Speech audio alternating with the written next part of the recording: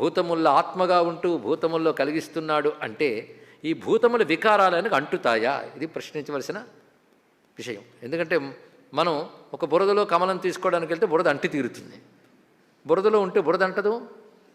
మరి భగవంతుడు పుట్టుట, చచ్చుట, మారుట, ఏడ్చుట, నవ్వుట, ఇన్ని వికారాలు కలిగిన ఈ దేహములందున్నాడు అంటే ఆయన ఏడుస్తూ నవ్వుతూ పుడుతూ పెరుగుతూ చస్తూ ఉంటాడా?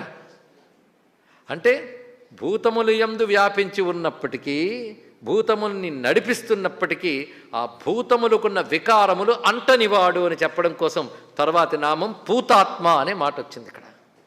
పూతాత్మ, పూతం అంటే పవిత్రం, పవిత్రం అంటే నిర్మలం. అందుకే బ్రహ్మమును తలంచుకుంటే పవిత్రుడు అయిపోతావు, ఎందుకంటే ఆ లక్షణమే పవిత్రం. దేనికి అంటనివాడు నిర్మలుడు గనక ఒక్కసారి కూర్చుని కాసింత బ్రహ్మచింతన చేస్తే మనం పవిత్రులమైపోతామండి. అంతే కదా, గంగలో స్నానం చేస్తే పవిత్రమైనట్లు ఈశ్వరి చింతన ఎందుకు పవిత్రం చేస్తుందంటే ఆయన పవిత్రుడు కనుక. అదే పవిత్రాణం పవిత్రం యహ. అందుకే పూతాత్మ అనే మాటకి నిర్వికారుడు అని అర్థం. ఇక్కడ ఏమీ అంటనటువంటి వాడు. దీనికి బ్రహ్మసూత్రాల సంభోగ ప్రాప్తిరితి చేతన అన్నాడు. అంటే జీవులు సుఖాలను అనుభవిస్తున్నారు, దుఃఖాలను అనుభవిస్తున్నారు, పుడుతున్నారు, పెరుగుతున్నారు, ఇన్ని జరుగుతున్నాయి కదా. ఇవి భోగము, జీవుడు అనుభవిస్తున్నది భోగము. ఈ భోగంతో ఆయన సంబంధం లేదు. చైతన్యముగా ఉన్నప్పటికీ ఆయనకి ఈ భోగముతో సంబంధం లేదు, అంటనివాడు గనక ఆయనే చెప్పాడు గీతలో, నమాం కర్మాణి లింపంతి, నన్ను ఏ కర్మలు అంటవు సుమా అని చెప్పాడు. అలాగే మహాభారతంలో మరొక చోటు చెప్తాడు, పశ్య దేవస్య మాహాత్మ్యం మహిమానంచ నారద శుభాశుభై కర్మభిర్య నలిప్యతి కదాచన. ఇది ఋషుల సంభాషణలో వస్తున్న మాట. ఆ దేవుని మహిమ చూడు ఎంత గొప్పగా ఉన్నదో.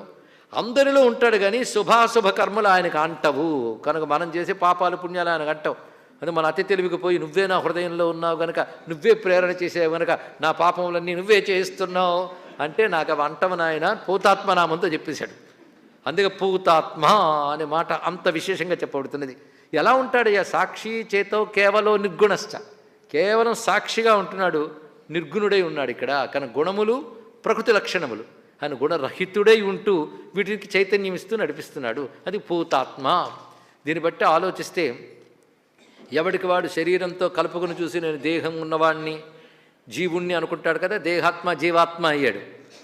కానీ వీటిని నడిపిస్తూ వీడికి అంటకుండా ఉన్నాడు కనుక ఆయన ఏమనాలప్పుడు వీటికంటే అతీతంగా ఉన్నాడు కనుక పూతాత్ముడు పరమమీ ఆత్మగా ఉన్నాడు కనుక పరమాత్మ అన్నాడు. పూతాత్మ పరమాత్మ చ, అది ఆ ఉత్కృష్టమైన మాట. కనుక పరమాత్మ అని ఎందుకన్నారో ఇప్పుడు తెలిసింది కదా.